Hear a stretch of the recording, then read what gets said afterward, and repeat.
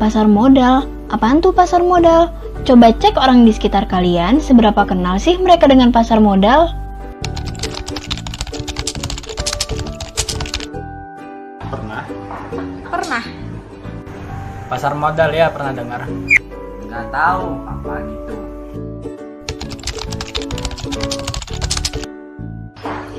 Belum pernah. Nggak pernah. Nggak lagi ngelakuin investasi, tapi ada niatan untuk melakukan investasi. Enggak.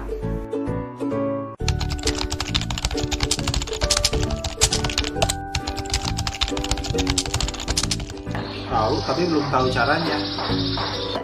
Tahu tapi serem. Takut kesalahan. Pernah dengar ketiga-tiganya? Ya. Cuma tahu karena saya dengar kata saham. Waduh, ternyata banyak yang belum mengenal pasar modal nih. Kalau gitu, yuk kita simak penjelasan berikut. Apa sih investasi itu? Investasi adalah salah satu cara dalam mengembangkan jumlah uang atau harta yang Anda miliki saat ini. Sederhananya, Anda bermaksud untuk memperoleh dana lebih dari keuntungan di masa depan untuk mencapai tujuan tertentu. Misal, Anda ingin membangun rumah, menyekolahkan anggota keluarga, atau membuka usaha. Investasi yang terkenal saat ini adalah investasi di dalam pasar modal. Apa itu pasar modal? Pasar modal merupakan tempat bertemunya dua pihak, yaitu investor dan emiten. Investor berperan sebagai pihak yang memiliki dana, sementara itu, emiten merupakan sebuah badan usaha yang membutuhkan modal dan mengeluarkan surat berharga untuk diperdagangkan.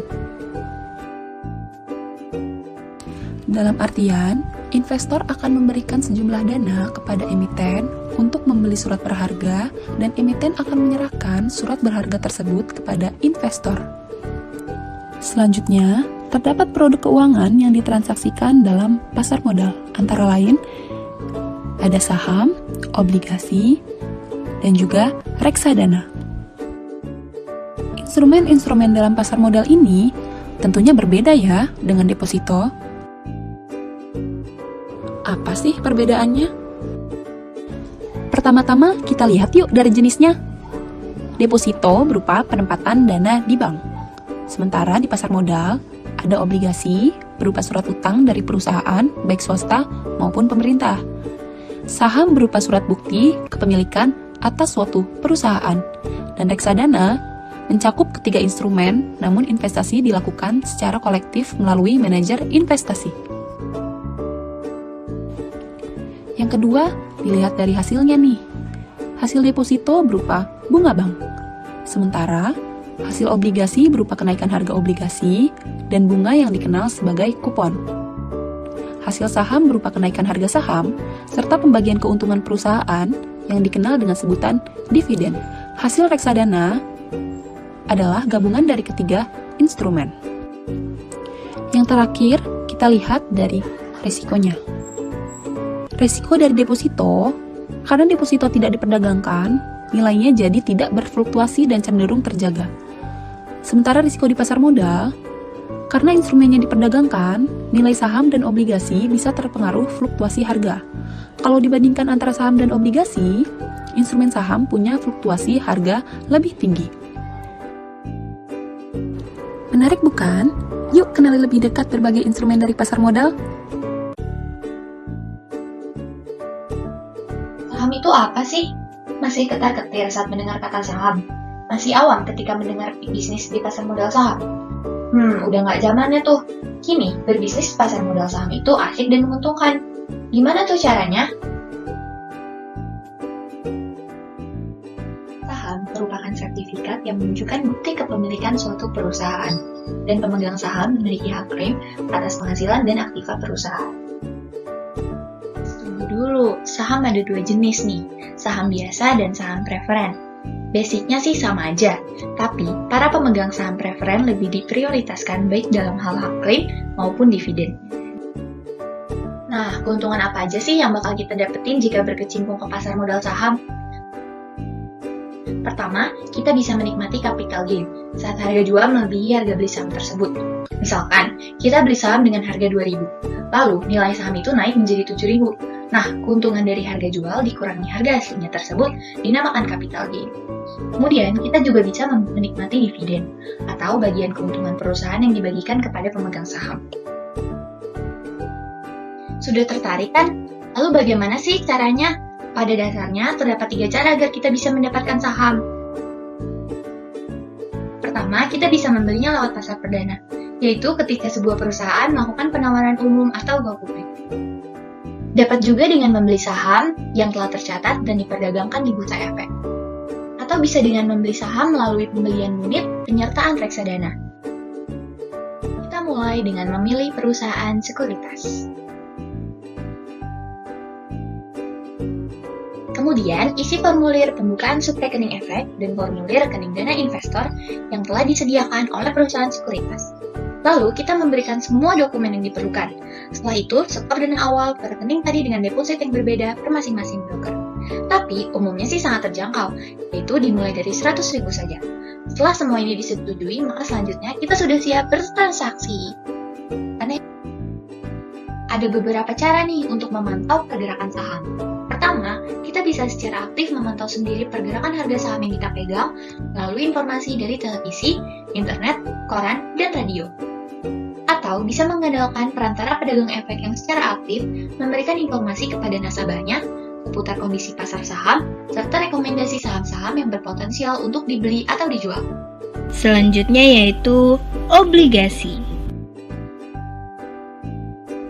Obligasi itu apa sih?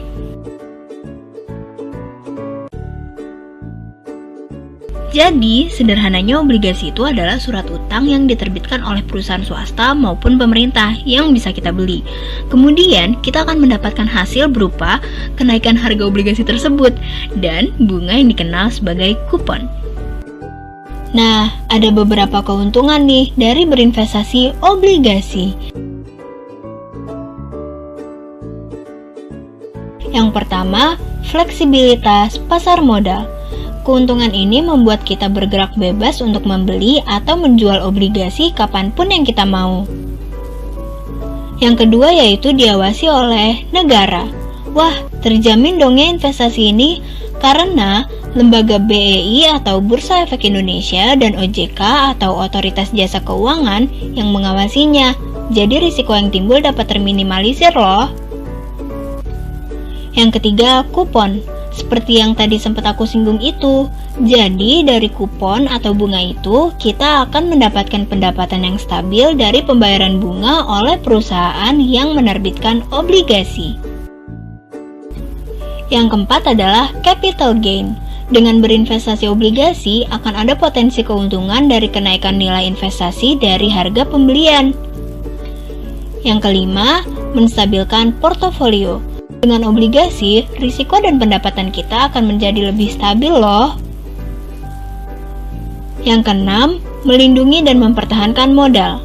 Untuk beberapa jenis obligasi seperti surat utang negara atau SUN yang berisiko 0%, kita jadi nggak perlu tuh yang namanya khawatir untuk berinvestasi obligasi. Nah, gimana? Kalau dilihat, keuntungannya lebih banyak nih. Kayaknya boleh juga gak sih nyoba investasi obligasi ini? Tapi bingung caranya gimana? Shh, nih aku kasih tahu caranya. Tapi cukup kita aja yang tahu ya.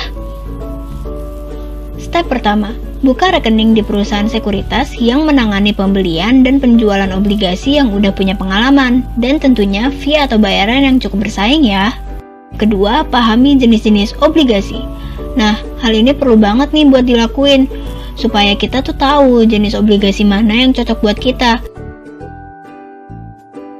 Nah, jenis-jenis obligasi itu diantaranya ada obligasi korporasi, saving bond retail atau SBR, surat utang negara atau SUN, surat berharga syariah negara atau SBSN, suku korporasi, dan obligasi negara retail Indonesia atau ORI.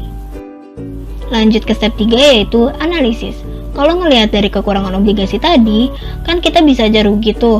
Nah, jadi perlu banget ngelakuin analisis, terutama terkait kestabilan pendapatan, nilai dari obligasi, sampai besar kerugian yang kira-kira timbul dari obligasi tersebut. Ada beberapa hal nih yang diperluin untuk menganalisis, yaitu antara lain kupon, jangka waktu, nilai penerbitan, dan peringkatnya. Step keempat yaitu minta tolong beliin deh tuh ke broker obligasi yang kita pilih. Selanjutnya step kelima, jangan lupa siapin dana ya. Gak mau kan kena denda atau penalti karena telat bayar? Kemudian step keenam atau step terakhir, yaitu selesaikan pembayaran obligasinya. Selesai deh. Selanjutnya, reksadana. Apa sih reksadana itu?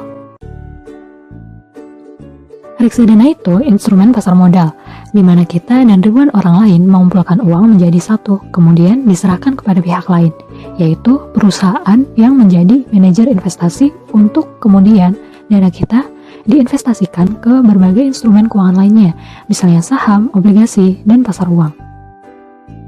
Kenapa kita nggak investasi sendiri aja uang kita ke saham atau obligasi? Apa sih untungnya investasi di reksadana? Keuntungan yang pertama adalah dana kita dikelola oleh manajer investasi.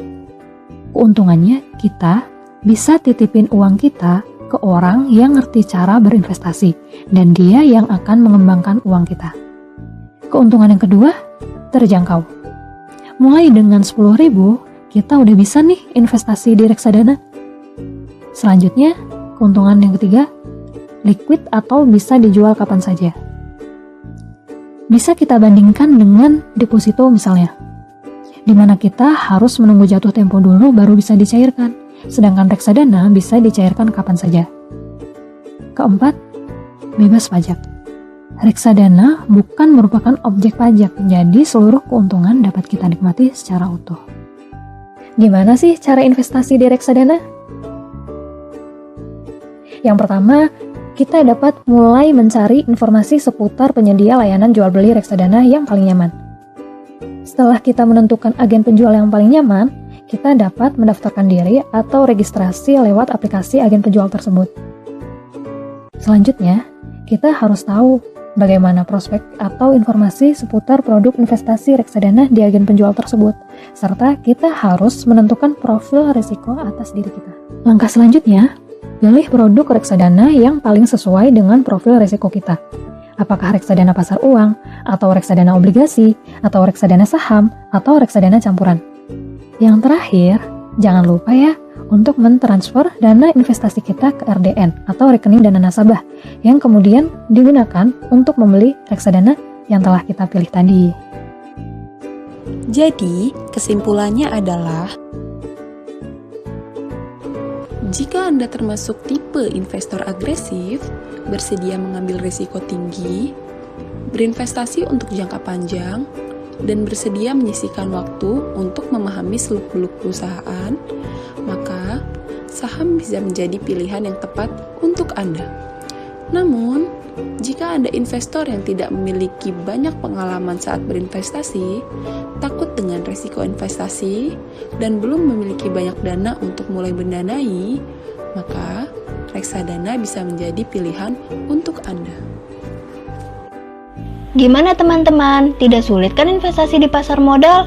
Yuk, siapkan masa depanmu dengan berinvestasi sejak dini.